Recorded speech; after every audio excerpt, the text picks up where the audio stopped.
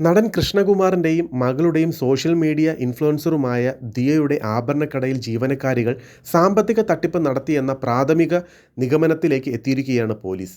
Bank അക്കൗണ്ടുകളും മറ്റ് പരിശോധിച്ചതിൽ നിന്ന് കടയിലെ 3 ജീവനക്കാരികളുടെയും അക്കൗണ്ടുകളിലേക്ക് കഴിഞ്ഞ ഒരു വർഷത്തിനിടെ 63 ലക്ഷം രൂപ എത്തിയതായാണ് കണ്ടെത്തൽ. ജീവനക്കാരികൾ നടത്തിയത് വൻ സാമ്പത്തിക തട്ടിപ്പാണെന്നും ജീവനക്കാരികൾ നടത്തിയ തട്ടിക്കൊണ്ടുപോകൽ പരാതി കൗണ്ടർ പരാതിയായി പരിഗണിച്ചാൽ മതിയെന്നുമാണ് പോലീസിന്റെ വിലയിരുത്തൽ.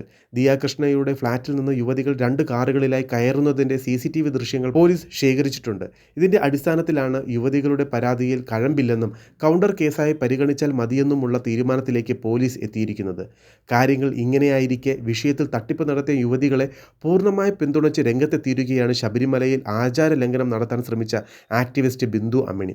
പെൺകുട്ടികൾ ജോലി ചെയ്തിരുന്ന സ്ഥാപനത്തിൽ നിന്ന് പണം വകമാറ്റിയിട്ടുണ്ടെങ്കിൽ തൊഴിലുടമയ്ക്ക് പോലീസ് സ്റ്റേഷനിൽ പരാതി നൽകാവുന്നതാണെന്നും അല്ലാതെ തൊഴിലുടമയുടെ അച്ഛനെയും മറ്റു കുടുംബക്കാരെയും ഇറക്കി അവരെ ഭീഷണിപ്പെടുത്തുകയല്ല ചെയ്യേണ്ടതെന്നും ബിന്ദു അമ്മിണി പറയുന്നു.